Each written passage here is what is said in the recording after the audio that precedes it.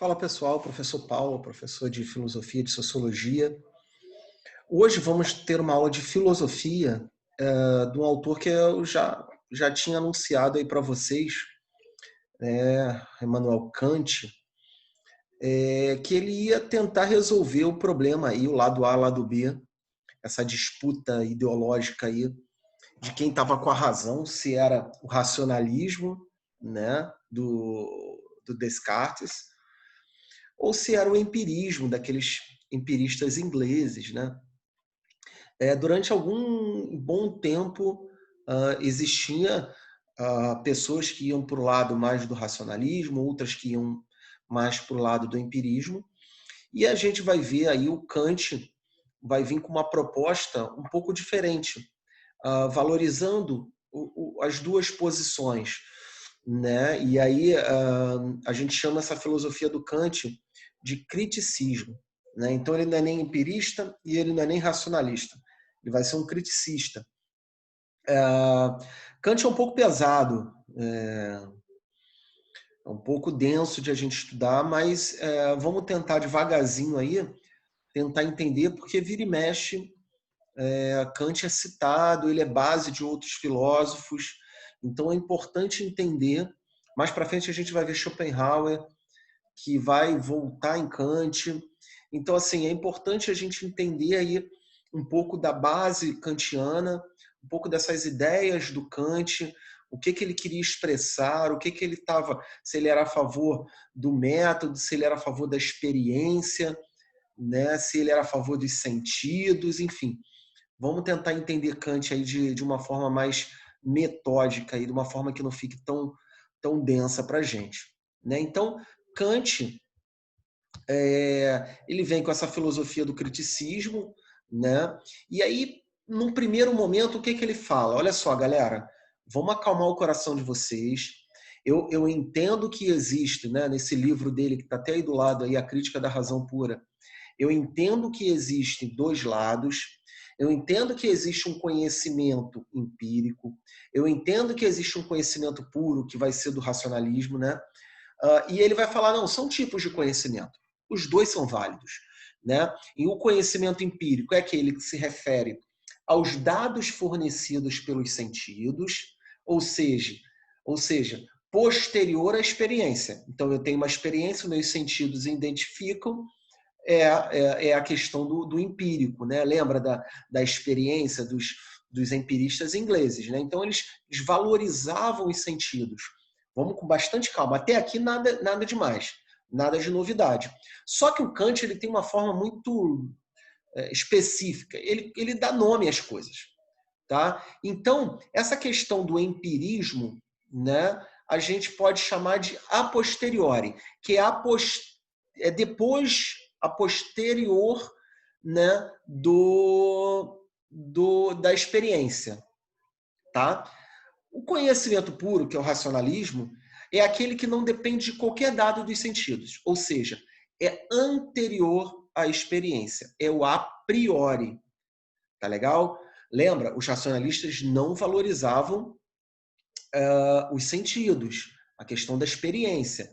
Né? Para eles, tudo tinha que ser de uma forma mais racional, metódica. Né? Eles tinham métodos. Então, tá. Pro Kant, vamos entender isso. O conhecimento empírico dos empiristas era o a posteriori. E o conhecimento puro dos racionalistas era o a priori. Então, até aqui o Kant não falou nada, ele só deu nome para as coisas de forma diferente. Tá legal? Então, ele só deu nome para as coisas de forma diferente. Tá? A priori, né? E a posteriori. Tá? Um é o empirismo e o outro é o racionalismo. Tá, professor, como é que ele vai conseguir acabar com essa confusão? Vamos lá, vamos seguindo aí. Tá? Então, a posteriori é o empírico e a priori é o conhecimento puro, o racionalismo. Aí ele vai falar também que existe, além dos tipos de conhecimento, existem tipos de juízo. Tá? Juízo, galera, não é aquilo que o teu pai e tua mãe falam para você quando vocês vão sair à noite. Não é isso. Né? Juízo para o Kant, vamos lá, vamos seguir aí. Juízo para o Kant vai ser o quê? Vai ser conclusões de pensamento. E aí que vai ser um negócio de doido, tá? Ele vai falar que os juízos, eles se dividem em dois, tá legal? O analítico, tá? O que é conclusão de pensamento para ele? Uma conclusão de pensamento analítica. É aquele que o predicado está contido no sujeito, ou seja, basta analisar o sujeito para deduzir o predicado. Professor, não entendi nada porque eu faltei aula de português. Só pode ser. Né? Sujeito. O que é um sujeito na frase? É aquela partezinha da frase que é a mais importante. Né? O sujeito da frase é o que a frase está se referindo. E o predicado é uma característica. Tá. O sujeito analítico, o sujeito é igual ao predicado. Como assim, professor? Exemplo, fica mais fácil. O quadrado tem 4 lados. Quem é o sujeito dessa frase? Quadrado. Eu já estou dizendo que ele tem 4 lados, mas já está implícito aqui o quadrado. O quadrado você já sabe que tem 4 lados, não é isso? Então, por exemplo, a esfera é redonda. A esfera, automaticamente você é o sujeito dessa frase, né? Automaticamente você já sabe que ela é redonda, mas tem aí, ele dá a característica dela, é redonda. Então, o sujeito é igual ao predicado. Então, o juízo analítico para o Kant é quando, nessa conclusão de pensamento, você não precisa de muita coisa, né? O próprio sujeito já te dá essas características. Agora, o sintético, né? Essa conclusão de pensamento, esse juízo sintético, ele é diferente. É aquele que o predicado não está contido no sujeito. Acrescenta-se ao sujeito algo novo pelo predicado. Então, vamos lá. Os corpos celestes se movimentam. Quando eu falo em corpos celestes, beleza, corpos celestes. Agora, eles se movimentam, eles explodem, eles... Então, para o Kant, eu tenho 2 tipos de conclusão de pensamento. Uma conclusão analítica, quando já está implícito, eu não preciso ter muita... eu não preciso racionalizar muito aquilo ali, né? Como o quadrado tem 4 lados. Não preciso, o quadrado já tem 4 lados. Agora, o sintético, esse tipo de juízo sintético, né? Aí sim, eu preciso de uma informação. Tá, professor, o que isso vai levar? Tá, então vamos lá, vamos revisar aqui. O Kant, ele fala em tipos de conhecimento, que ele está falando que já existia, tá? Ele entra agora numa análise de conclusões de pensamento. Então o homem, e a gente vai chegar nisso aí, o homem, ele conclui, na mente humana, ela tem pensamentos que podem ser concluídos de forma analítica e de forma sintética, ele chama isso de juízo, tá legal? E agora ele vai falar o quê? Valor desses juízos. Aí que ele vai misturar tudo, tá? Ele vai misturar a questão do racionalismo e ele vai misturar a questão do empirismo, tá? Lembrando, a priori e a posteriori, ó, vamos lá. A posteriori é o empírico e a priori é o racional. Tá legal? E aí o que ele vai falar? O valor desses juízos. A priori é o racional, lembra? Então, o juízo analítico a priori, ele é universal. Lembra o que é juízo analítico? Vou voltar aqui. É aquele simples, tá? Então ele fala de um juízo simples, aquela coisa que você já entende, né? A questão do quadrado tem 4 lados, a esfera é redonda, só que num sentido, vamos lá, num sentido a priori, num sentido racional.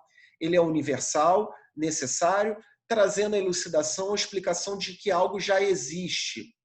Tá? Então, o juízo analítico a priori é simples de você entender.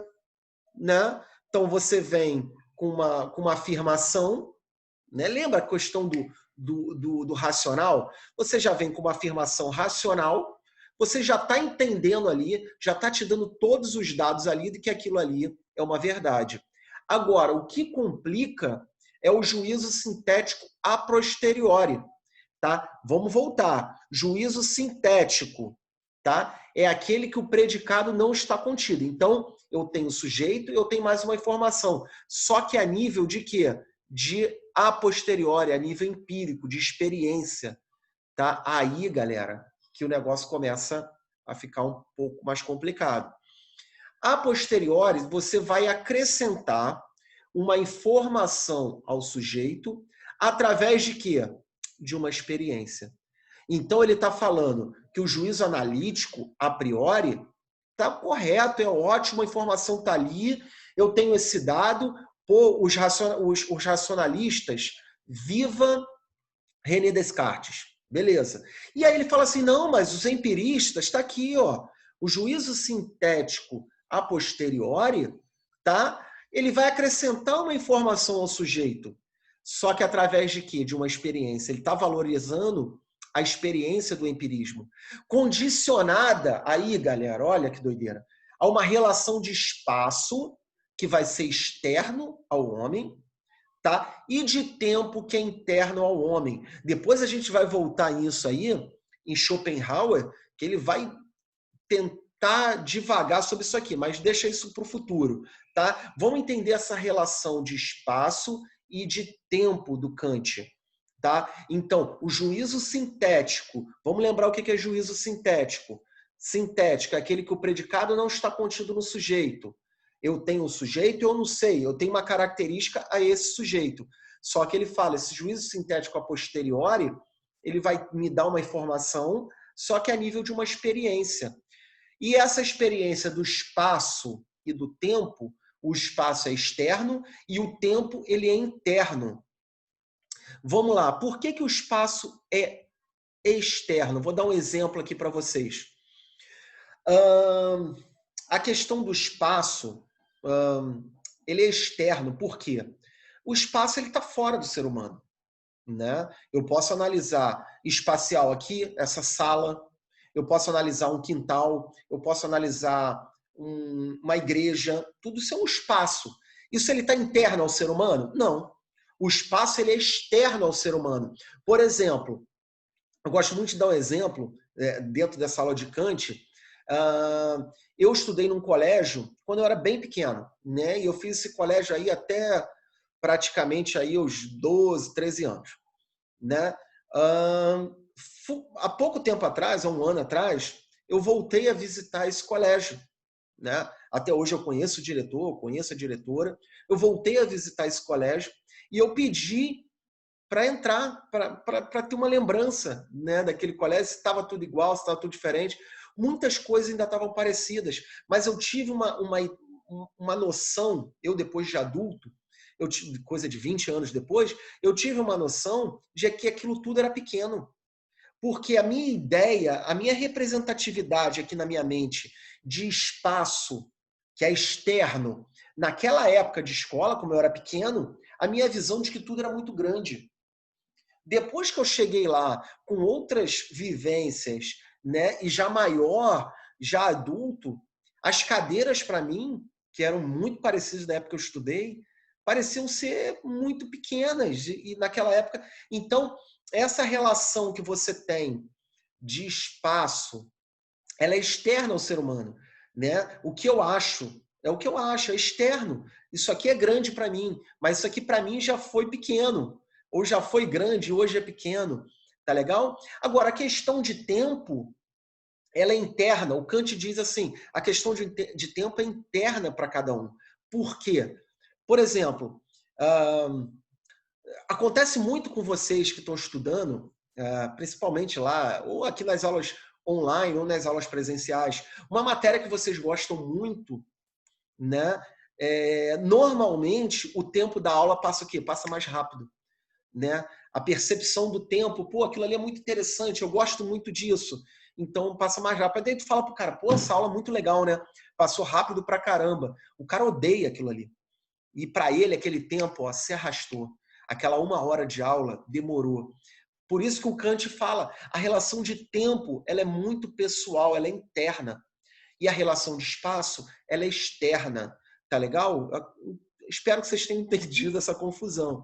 Tá? Então, o Kant, né, dentro dessa proposta, ele vai falar que esses valores são valor dos juízos, né? são, primeiro, um juízo analítico, que é a questão racional, né, que vem as coisas, e tem o juízo sintético, que ele vem da experiência. Todo esse exemplo que eu falei com vocês, ele é um exemplo da experiência que o ser humano tem com relação ao espaço e com relação ao tempo. E aí, galera, ele vem com o terceiro. Ele vem com o terceiro, tá? Que é um juízo sintético, tá legal? Um juízo sintético a priori, tá legal? Que é um juízo sintético, o sujeito, o predicado tem que dar mais uma informação para o sujeito, mas ele é racional, ele é a priori. Ele acrescenta novas informações ao sujeito, possibilitando a ampliação de um conhecimento sem se limitar pela experiência. Galera, aqui é o grande lance do Kant, né? É onde ele resolve os problemas. A pessoa não entendi, você vai entender. Primeiro, ele fala que uma coisa é racional quando as informações estão ali. Não tem muito o que falar. Ele fala que esse juízo ele pode ser com uma experiência quando ele fala de espaço e tempo. Né? Quando ele fala de espaço e tempo. Ele fala assim, ó, eu vivo o meu tempo, é uma experiência minha. Eu estou vivendo uma experiência aqui de conhecer um espaço, é uma experiência externa ao indivíduo, mas é uma experiência. Mas quando ele coloca essa questão do juízo, né? Vamos relembrar aqui, do juízo, vamos lá, do juízo sintético a priori, ele vai pegar aquela questão de você ter mais informações, né? Numa coisa racional, ele vai falar assim, ó, vai acrescentar novas informações ao sujeito, possibilitando a ampliação de conhecimento sem se limitar pela experiência. Professor, como assim? Então, ele fala que esse juízo você pode ter experiência e você não pode ter experiência. Exemplo que eu coloquei aqui. Eu não preciso participar de uma guerra, né, para saber o quão ruim é uma guerra. Né? Eu posso botar assim, a guerra é ruim, a guerra mata, sem ter participado de uma guerra.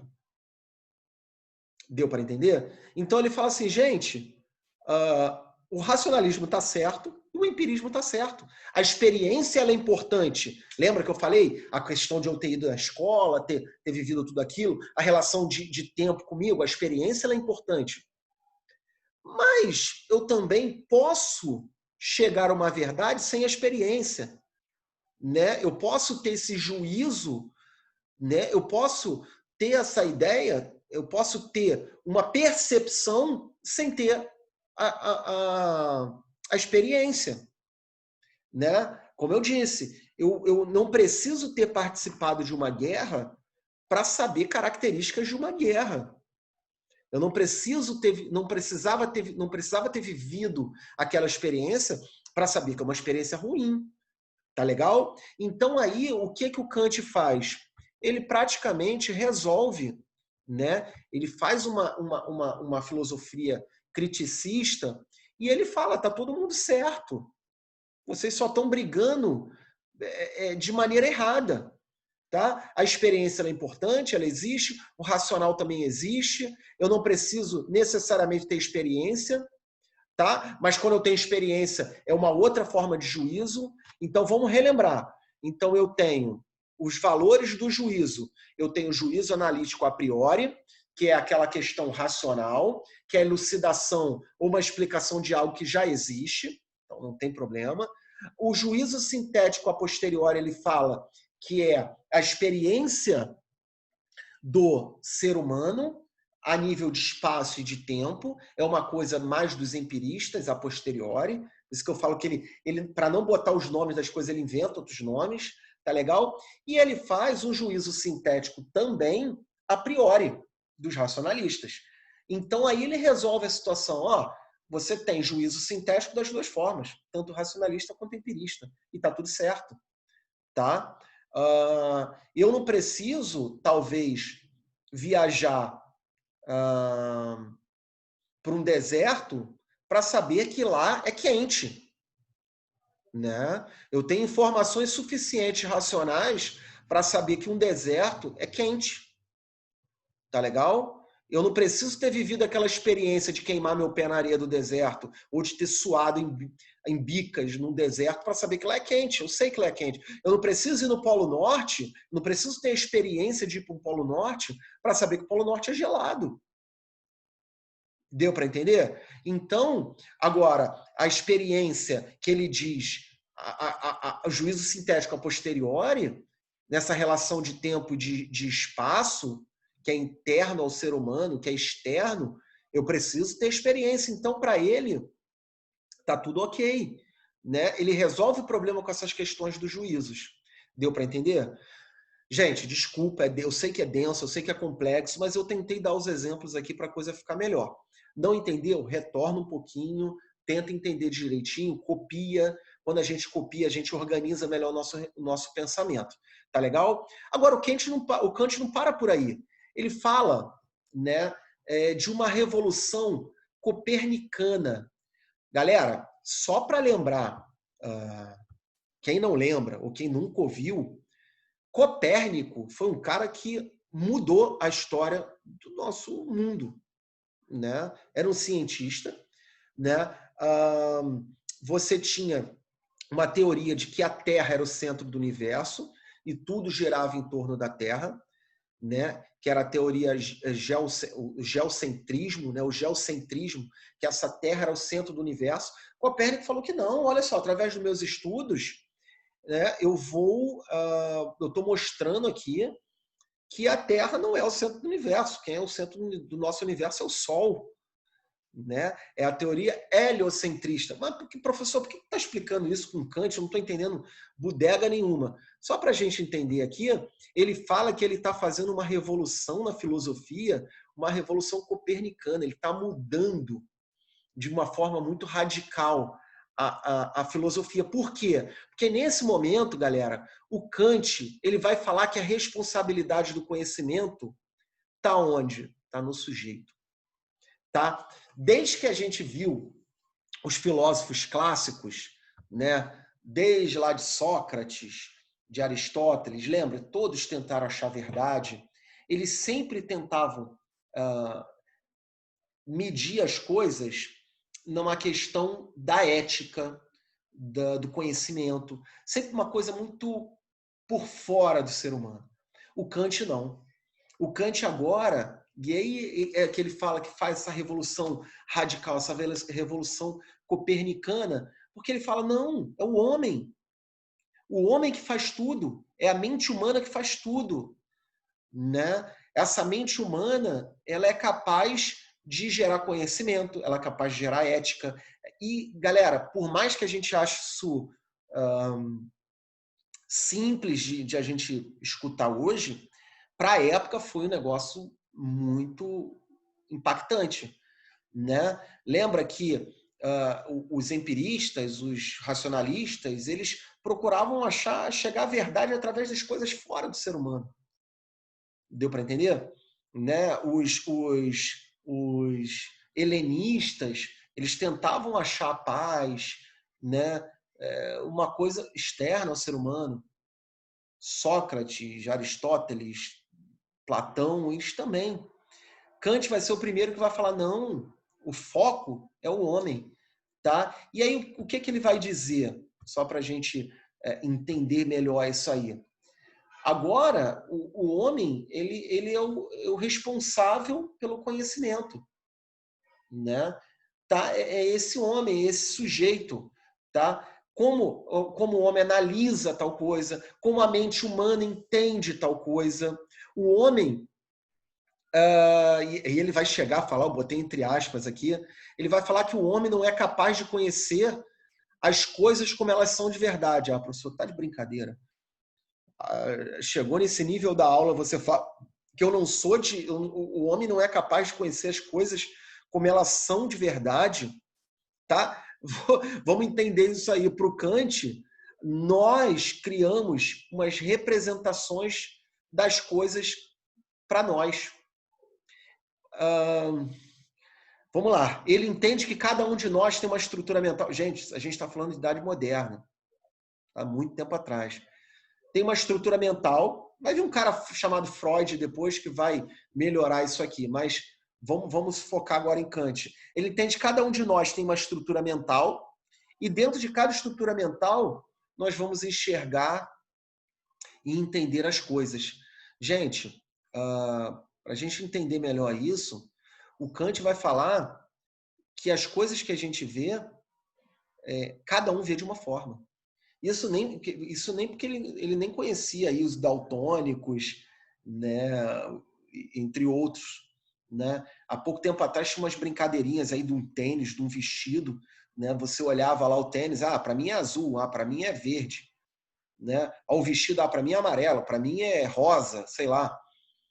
Né? E ele estava falando de estruturas cerebrais. Olha só, cada um enxerga uma coisa de uma forma. Cada um enxerga uma coisa de uma forma. Então, para ele, o que eu estou vendo aqui pode ser diferente do que o João esteja vendo. Né? Cada um vê o mundo de uma forma. Olha como Kant bota o homem como centro do seu estudo. Tá legal? Então, essa revolução copernicana, essa revolução kantiana, é nesse sentido, de que o homem, né, cada um tem uma forma de ver as coisas. Tá legal? Vamos lá. E aí, outra coisa do Kant que é importante é a questão da moralidade. Tá legal? É a questão da moralidade. A moralidade em Kant. Tá? O que é certo ou errado, a questão da moral mesmo. Saindo um pouco mais dessa briga de empiristas e racionalistas, né? Ele também debate nesse livro aqui, A Metafísica dos Costumes, ele debate essa questão da moral, do que é certo, do que é errado a ser feito em determinada sociedade. Para Kant, não se deve observar o resultado alcançado pela ação, mas a tomada, lembra que ele inventa palavras, né, termos, a tomada de razão autônoma, uma vez que a intencionalidade da ação diz se ela é moralmente correta ou incorreta. Então ele diz que não se deve olhar o resultado da ação, mas sim o que? A intencionalidade da ação. Por exemplo, eu estou fazendo pré-vestibular, né? Estou estudando, né? E aí vai ter uma aula sábado, né? Algumas escolas dão aula sábado, né? Vai ter um aulão no sábado. E eu falo com a minha mãe, eu vou dormir na casa do meu amigo, da minha amiga, e vou acordar cedo, ele mora perto da escola, a gente vai para a escola cedo e vamos assistir aula. A sua mãe muito feliz, nossa, como meu filho é dedicado, né? Ele vai para a escola, né? Olha que intenção, né? Vai dormir na casa do amigo que mora mais perto, para, né, poder descansar um pouco mais. E beleza, tua mãe te dá um voto de confiança, você vai, chega às 10 horas da noite, você começa o esquenta com seu amigo, vai para a balada, do outro lado da cidade, volta, 6 horas da manhã, a aula é 7, para na padaria, toma um café e vai para a aula. Foi para a aula, você não mentiu. Você foi para a aula com o seu amigo. Mas você dormiu a aula inteira, acordou, né? O professor lá deu a aula, o aluno dormiu. Isso quase não acontece, né? O aluno dormir. E aí você vai para a aula, volta para casa, e a sua mãe pergunta, como é que foi a aula? Mãe, eu fui para a aula, ótima aula. Para o Kant, isso não tem moral nenhuma. Porque não vale a intenção de você falar, eu vou para a aula e fui para a aula. O que vale, né, é a questão de que, olha o que ele diz aqui, para ficar claro. O que vale é a intencionalidade da ação. E ele chama isso de razão autônoma. Então, para ele, essa ação vai dizer se é moral correto ou incorreto. Para o Kant, esse maluco, ele não teve uma ação moral correta. Por quê? Apesar de ele ter ido para a aula, não ter mentido, ele não assistiu a aula. Né? E ele usou, né, desse pretexto para fazer uma coisa incorreta. Tá legal? Então ele fala que a escolha de uma ação a partir de uma tomada de razão autônoma deve ser um dever. tá legal? Então, para você escolher o que fazer, você tem que ter uma tomada de razão autônoma, né? Essa coisa correta, moralmente correta. Isso deve ser um dever. Isso ele chama de deontologia, tá legal? Anotem aí no caderno de vocês. Deontologia é um dever. Você ser moralmente correto para o Kant, né? Essa questão do dever de ser moralmente correto é a deontologia kantiana. Tá legal? E ele fala de outra coisa, ele fala de imperativo, de leis que, de acordo com um princípio geral, né, dá um caráter de ordem. O imperativo na língua portuguesa é a questão da ordem, né? Então, você tem aí um imperativo hipotético, ação com objetivo pessoal implícito, né? E você tem um imperativo categórico, que são as boas ações em si de caráter universal. Tá legal? Então, o imperativo é a questão de você ser, né, ter a ordem mesmo. O hipotético seria com objetivo pessoal e o categórico seriam essas ações de caráter universal, que você faz para o bem do geral, tá legal? Então, assim, gente, o Kant, ele é muito denso, ele é muito extenso, são muitas obras. Eu fiz aqui um corte que normalmente é o mais pedido de Kant, tá? Quem for fazer faculdade de filosofia, se prepara, porque é praticamente um período inteiro estudando Kant.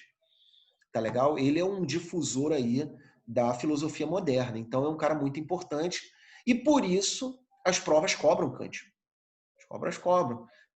Não é uma questão de escolha do professor. Eu quero que as provas... Não, cai. Então vocês precisam saber.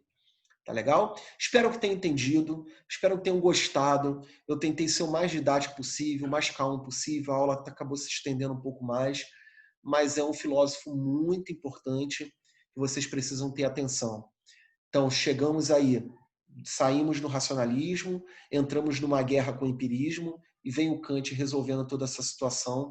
A partir de agora, os filósofos vão se dedicar ao homem, né? Às estruturas do homem, de como o homem ele é papel fundamental dentro dessa filosofia graças ao Kant. Tá legal? Grande abraço e fiquem com Deus.